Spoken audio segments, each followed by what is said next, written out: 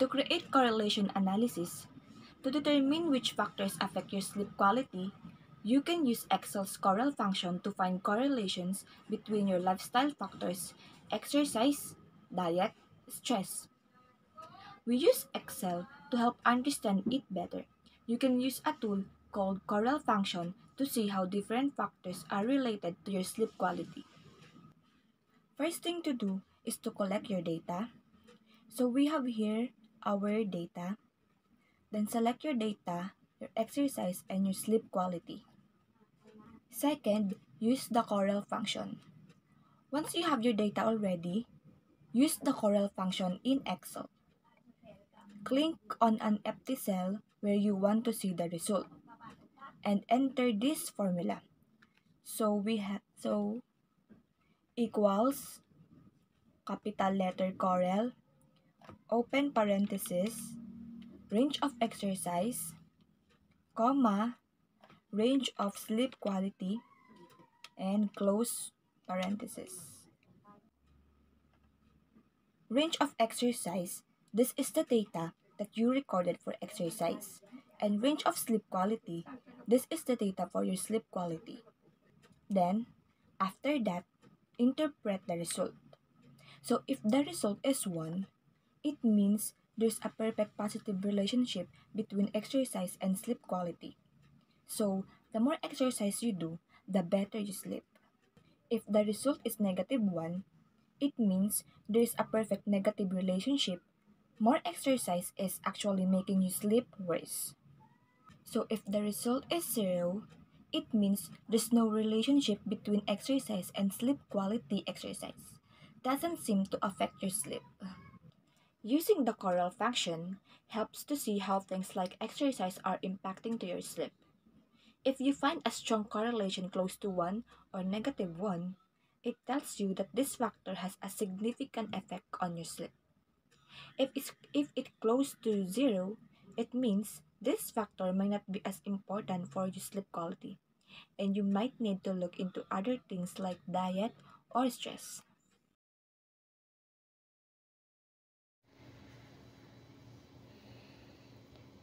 To create a perfect regression analysis, first you need to prepare your data. Enter your data in a table format with columns for each factor like exercise and stress, and a column for sleep quality. Second step, enable the data analysis toolpack in the Go to File, then Options, then select Add-ins in the menu, and select Data Analysis in the Analysis toolpack. Step 3, perform your regression analysis. Click your data analysis. You will going to choose regression, and in input Y range, select the column that contains the sleep quality data. How many hours are you going to sleep, or the quality of your sleep.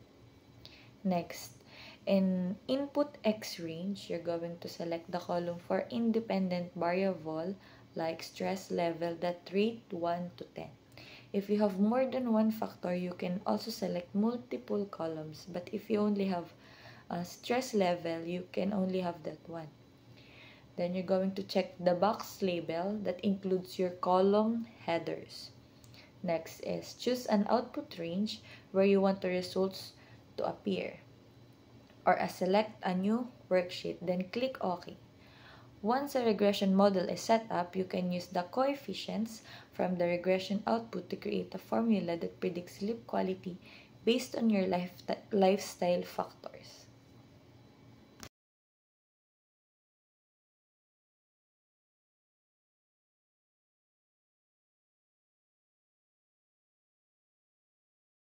Predicting sleep quality involves analyzing various factors that influence how well you sleep. This can be done through sleep tracking devices, wearables, or mobile apps. These tools monitor your sleep patterns, including sleep duration, sleep stages, light, deep, REM, and sleep disturbances. By analyzing these data points, algorithms can identify patterns and correlations that predict future sleep quality. For example, consistent late nights, High stress levels or irregular sleep schedules might indicate a lower sleep quality. However, it's important to remember that sleep is complex and individual variation exists. What works for one person may not work for another. So, while these tools can provide insights, it's always best to consult a healthcare professional for personalized advice on improving your sleep. Regression model is set up, you can use the coefficients from the regression output to create a formula that predicts sleep quality based on your lifestyle factor. In the regression output shows that you're going to put the coefficient as a 5, and then the exercise has a coefficient of 0.2, and the stress level will going to have a coefficient of 0.3. The formula will be predicted quality might look like as predicted sleep quality is equals to intercept 5 plus 0.2 multiplied by exercise deducted by 0.3 multiplied by stress level, and that will be the formula for predicting the sleep quality. Simply plug in your daily values for exercise, stress, and caffeine intake, and Excel will give you predicted sleep quality score. Visualize data, chart, and graphs. To better understand trend and relationship between lifestyle factors, exercise or street and sleep quality, select your data range and choose Insert Scatter Plot. Trendliness, add a trend line to see if there's a clear upward or downward trend.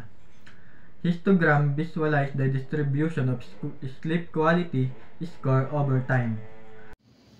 When you're going to visualize your data or you're going to create a chart or graphs, you need to understand the trends, relationship, and use your Excel's charting tools. First step is you're going to create a scatter plot. Plot that relationship between factors like exercise, stress, and sleep quality. Select your data range and choose Insert Scatter Plot.